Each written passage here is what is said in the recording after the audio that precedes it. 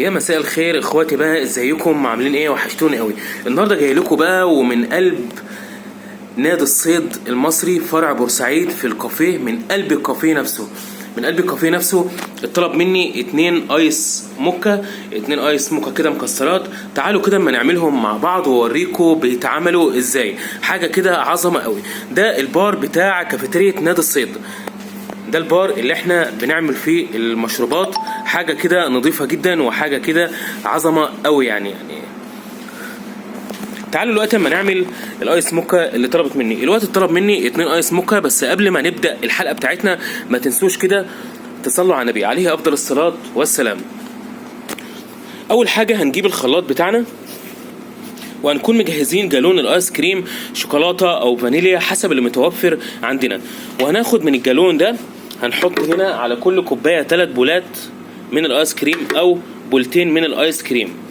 احنا ممكن نجيب الجالون الصغير اللي هو النص كيلو، يعني نص كيلو ده ممكن نعمله بيطلع لنا مثلا 3-4 طلبات كده في البيت لينا ولاولادنا، ولازم نغير كده في مشاربنا يعني.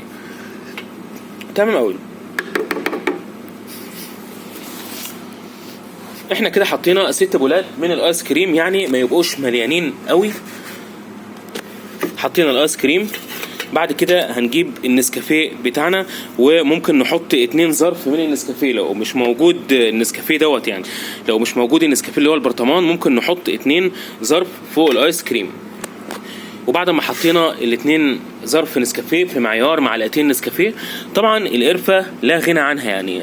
طبعا انا هحط على كل كوبايه ربع معلقه قرفه، والقرفه حسب الرغبه، يعني احنا ممكن نحط قرفه ومش ممكن نحط قرفه، براحتنا خالص يعني. بعد كده هنقوم نازلين بشويه صوص شوكولاته، يعني 2 معلقة كده من الشوكولاته.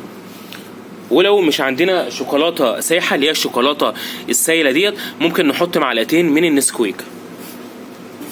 بعد كده هنقوم نازلين بكوبايه من اللبن. تمام قوي كده.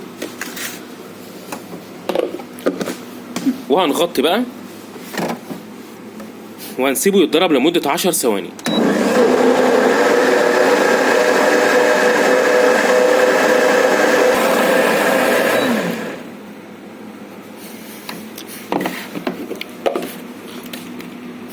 وتمام قوي كده.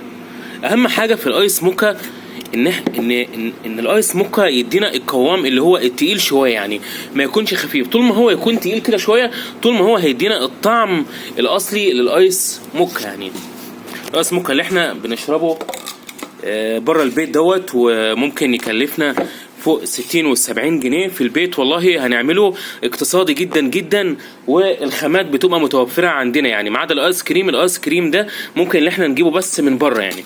تمام. هنكون مجهزين بقى كده كوبايتين، وهنجيب صوص الشوكولاتة بتاعنا وهنجرنش كده، هنزوق الكوباية من على الطروف صوص شوكولاتة.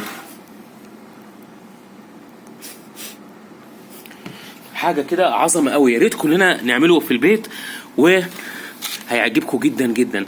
2 ايس موكا دولي طلبوا مني من قلب كافيتيريا نادي الصيد، يعني الحاجة بتطلع حلوة قوي ومحترمة جدا جدا ومتخدمة زيادة على اللزوم. تمام. بعد كده هنقوم نازلين كده بالايس موكا في اول كوباية. طبعا نازل تقيل اهو وزي الفل. طبعا النظافة والشياكة والاناقة ما اقولكوش بقى بصراحة يعني. نزلنا باول كوبايه ايس موكا. بعد كده هنقوم نازلين في تاني كوبايه. طبعا نازل تقيل اهو وقوامه مظبوط، يعني هو ده القوام اللي احنا بنشتغل بيه يعني. الاوردر اللي بيطلب مننا في الكافيتيريا بيطلع 10/10 بصراحه يعني.